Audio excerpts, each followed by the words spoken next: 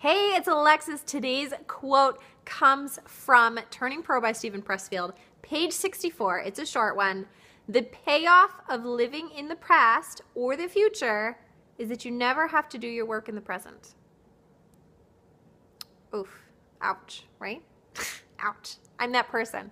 I'm that person who spent all of my time either in the future or the past, and it really grates on you because you never get anything done, but that's the payoff, right? Because you always have potential. And I lived here for decades. In fact, I'm just coming out of this where I'm able to be in the present and do the work because I realize that future is not making itself. It's just not. Because I wouldn't be here if I'd done the work before.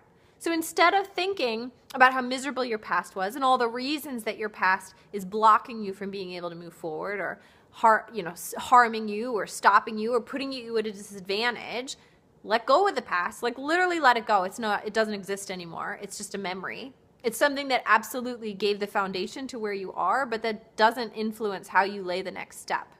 It just doesn't. You could change your mind at any moment. And the future, that amazing, shiny, wonderful thing that you know is coming, or perhaps you're dreading it, depending on how you look at the future and your outlook on the world, it doesn't exist. It's just something you're making up in your head. Unfortunately, your body doesn't know that. So your body's having a reaction to the future that you're making up in your head, which is an incredible amount of potential if you harness that for visualization and for intention setting and to really get yourself in the mindset of who you want to be in the future. But really damaging if you're dreading something, then you're responding to it now as if it's happening. And both of those mean that you're not actually taking action in the present. So sure, think about the future, think about where you want to be, reverse engineer it back to where you are, but then you have to do the work. You have to show up. You have to co-create. You have to do your part in order to get to where you want to go. We've all heard of that tale, that fable where the guy says, "Oh God, let me win the lottery. Oh God, let me win the lottery." And he doesn't win. And finally God's like, "You have to buy a ticket." You know, you got to do your piece.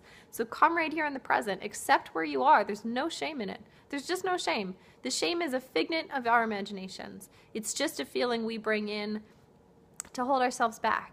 So let go. Let go of it. Read Brene Brown. Do the internal work. Get a therapist. Do what you need to do to let go of the past. Be in the present. Accept the present fully for what it is.